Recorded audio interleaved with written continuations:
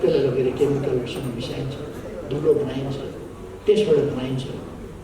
अब त्यस्तो काठहरू त्यो एउटा त त्यसमा त्यो क्वालिटी हुँदैन। अर्को कुरो त्यसमा त्यो केमिकलले गर्दा किराले नखाला। किराले किन खाँदैन भने विषादी छ त्यसमा। यो यो यो केमिकलवाला काठको फर्निचर किराले किन खाँदैन भने विषादी छ, कसरी खाने, मरिहाल्छ। अब मान्छे चाहिँ अलिक ठुलो भएको हुनाले हत्तपत्त मर्दैन, काठ खाँदैन, तर त्यसको गन्ध त आइरहेको हुन्छ। त्यस कारण त्यसले जुन खराबी गरिरहेका हुन्छ त्यो चाहिँ हामीले पत्तो नपाइकन हामीले मैले सन्दर्भ बसेको कुरा भने अब हामीले हाम्रो देशको उद्योगको इतिहास यद्यपि 400-500 वर्षको 500 वर्षको इन्जिनको उद्यमतर्फको इतिहास लामै भइसक्यो दुनियाँमा। तर हाम्रोमा 100 वर्ष पनि पुगेको छैन उद्योगतर्फको इतिहास। यो छोटो अवधिमा पनि अरू देशहरूले जुन तरक्की गर्न सके, विकास गर्न सके, त्यो चिज हामीले गर्न सकेनौँ विभिन्न कारणले। गत सरकारको समयमा, हाम्रो सरकारको समयमा हामीले यस सम्बन्धमा विशेष ढङ्गले विचार गर्ने र नयाँ नयाँ नीतिहरूका साथ देशलाई उद्यमतर्फ, उद्योग व्यवसायतर्फ, आधुनिकीकरणतर्फ लान खोज्ने, प्रविधिको अत्याधुनिक प्रविधिको प्रयोग, अत्याधुनिक ढङ्गले प्रविधिको विकास र प्रविधिको ट्रान्सफर गर्ने प्रयोग, यी चिजहरू गर्दै आफ्नो उत्पादनलाई आधुनिक ढङ्गले अगाडि बढाउने। त्यसै कारण हामीले कृषिमा पनि आधुनिकीकरण, कृषिको आधुनिकीकरण, कृषिको व्यवसायिकीकरण, मसिनीकरण, यो सबै कुरा उद्यम व्यवसायसँग, उद्योगसँग, उद्यमसँग र आधुनिकीकरणसँग सम्बन्धित छ। त्यसकारण यस दिशामा जानका लागि यस सङ्गठनले नीतिगत रूपमा सोच्ने र यो सङ्गठन एउटा ड्राइभरको रूपमा यसले उद्योग क्षेत्रलाई नीतिगत रूपमा ड्राइभ गर्ने, प्र्याक्टिकल्ली यसले जनशक्तिलाई मोबिलाइज गर्ने, सहकारीहरूलाई मोबिलाइज गर्ने, संस्थानहरूलाई मोबिलाइज गर्ने, उद्यमी व्यवसायीहरूलाई मोबिलाइज गर्ने, किसानहरूलाई, किसानका सङ्गठनहरू सङ्घ संस्थाहरूलाई, अरू विभिन्न संस्थाहरू। र यस प्रसङ्गमा औद्योगिकरण र आधुनिकीकरणमा बाधा पुर्याएका वा पार्ने के हुन सक्छ, कस्ता कस्ता कुराले बाधा पुर्याएका छन्। भूमि बाधा पुग्ने कुरा एउटा, बेरोजगार अर्को बाधा पुग्ने, गम्भीर ढङ्गले बाधा पुग्ने कुरा, ब्रेन ड्रेन र मसल ड्रेन, हामीसँग भएका बौद्धिक सामर्थ्य पनि बाहिर जाने र त्यसै गरेर भौतिक सामर्थ्य, हाम्रो जवानी, हाम्रो ऊर्जा, हामीले काम गर्न सक्ने युवा उमेर, त्यो पनि बाहिर जाने, हाम्रो युवा शक्ति पनि बाहिर जाने। यस्ता कुराहरूले कति गम्भीर ढङ्गले प्रतिकूल असर पारेका छन् र तिनलाई रोक्नका लागि के गर्नुपर्छ, आधुनिकीकरण र औद्योगिकीकरणतर्फ देशलाई लानका लागि यस्ता कुन कुन पक्षहरूमा ध्यान दिने जरुरी छ। रोजगारीका अवसरहरू कसरी सृजना गर्ने, जनशक्ति, युवा जनशक्ति बाहिर गयो भने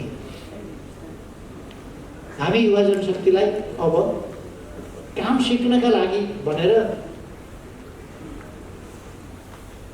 खाडीका मुलुकहरू जानु पर्दैन, मलेसिया जानु पर्दैन।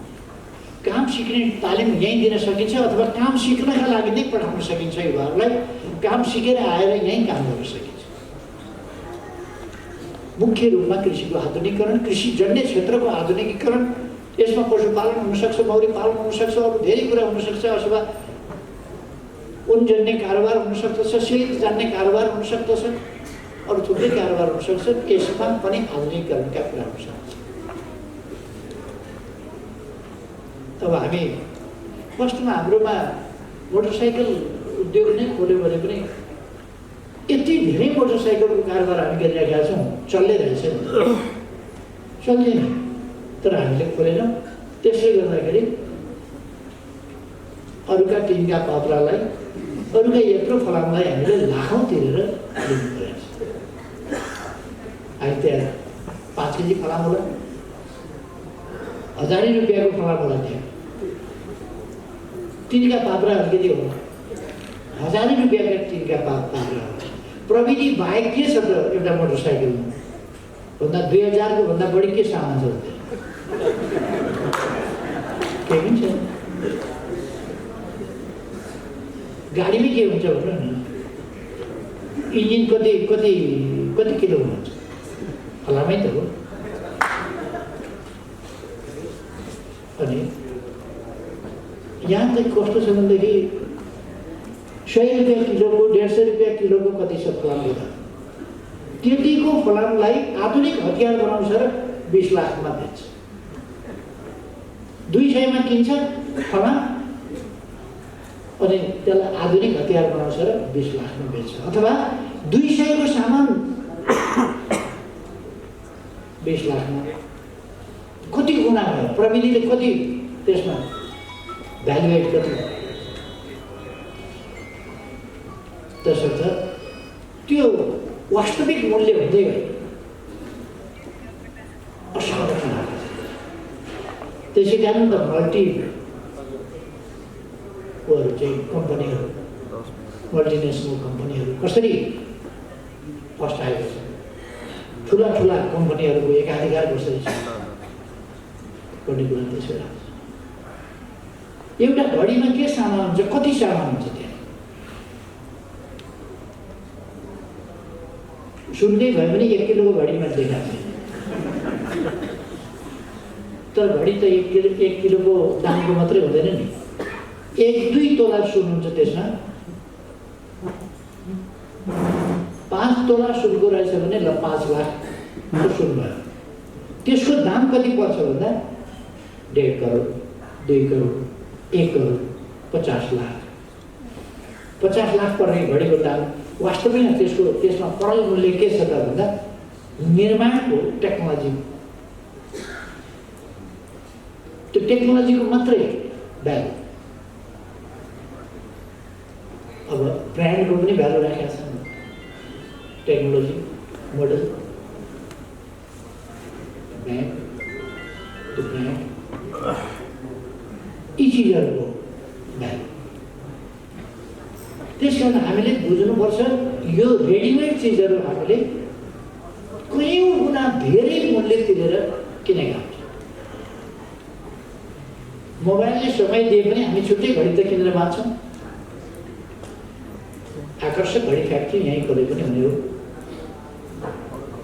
अब सजिलो के भने यहाँ खोलिरहनुभन्दा तयारी सामानहरू ल्यायो, अलिकति थोरै मार्जिन राख्यो, बेच्दियो, सजिलो। हामी सजिलो बाटो हिँडिरहेका छौँ, रिक्स नभएको बाटो हिँडिरहेका छौँ। अलिकति रिक्स त मल्लै पर्ने हुन्छ कुनै चिजका लागि।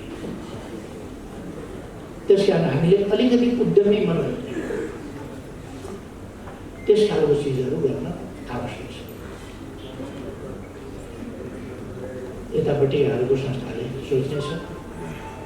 मैले विश्वास लिएको छु तपाईँहरू यसै संस्थामा एकदम उसिना हासिल गर्नुपर्ने केही पनि छैन। यहाँ एकदम उद्यमी नेतृत्व, उद्यमी के भन्ने कुरा पनि त्यस्तो केही पनि हुँदैन। त्यसैले यसमा अस्वस्थ प्रतिस्पर्धा कोही पनि